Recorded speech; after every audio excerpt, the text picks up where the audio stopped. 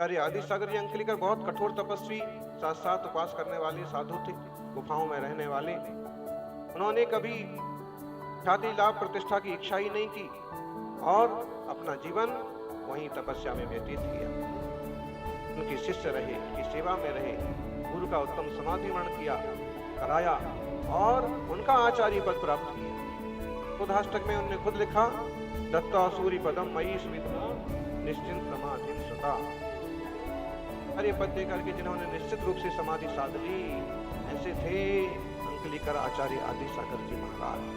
मुझे गुंजर कहलाते थे। लोग कुछ भी खींचतान करते रहो, कुछ भी निंदा करते रहो, बड़ों को छोटा बनाते रहो, छोटों को बड़ा बनाते रहो, उससे तो इतिहास बदल नहीं जाता है, उससे किसी के गुण कम नहीं हो जाते हैं, लेकिन महापुरुषों की आसाधना का पाप जरूर लगता है। आचार्य अंकलिकर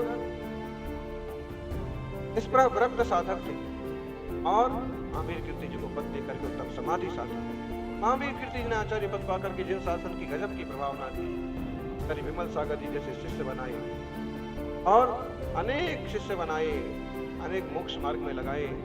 आज भी संभव सागर जी, कुंसो सागर जी जैसे उनके करणी आर्य का विजय मध्य जी को उन्होंने करणी पद दिया था। पंचाधार की उन्होंने स्थापना की। आचार्य उपाध्याय पद सन्मति सागर जी गुरुदेव को दिया और उन्होंने भी कठिन तपस्या की। आचार्य महावीर कीर्ति जी ने उत्तर प्रदेश के फिरोजाबाद में जन्म लिया और गुजरात के महसाणा में उत्तम समाधि साधी।